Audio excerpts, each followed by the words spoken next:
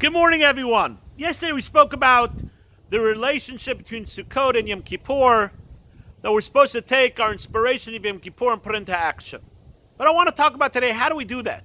How do we make sure that our actions that we do, our kabbalot, that what we take on, stick with us?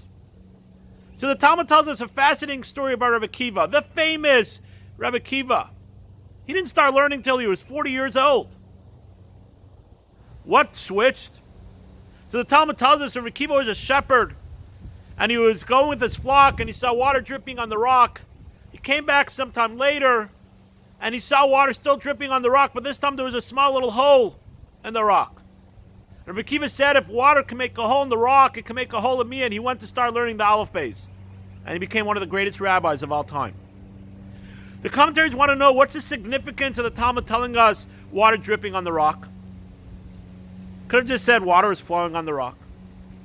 And the commentaries tell us that that's the secret that Rabbi Akiva saw. That the flow of water does not make a hole in the rock. It shapes the rock, but it doesn't make a hole in the rock. The only way to make a hole in the rock is a drop of water at a time. And Rabbi Akiva realized that if you take too much at a time, something that's overwhelming. You try to take too much, you take nothing, and you don't grow. But if you try to take too much at a time, it's overwhelming. Maybe in the beginning you'll keep on to it, but then eventually it's going to be too much.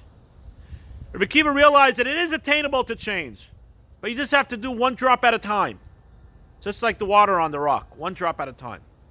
So let's all take on something small but significant, that we could take the inspiration of Yom Kippur with us, and we could grow one step at a time, but something significant. Wishing everyone a beautiful day.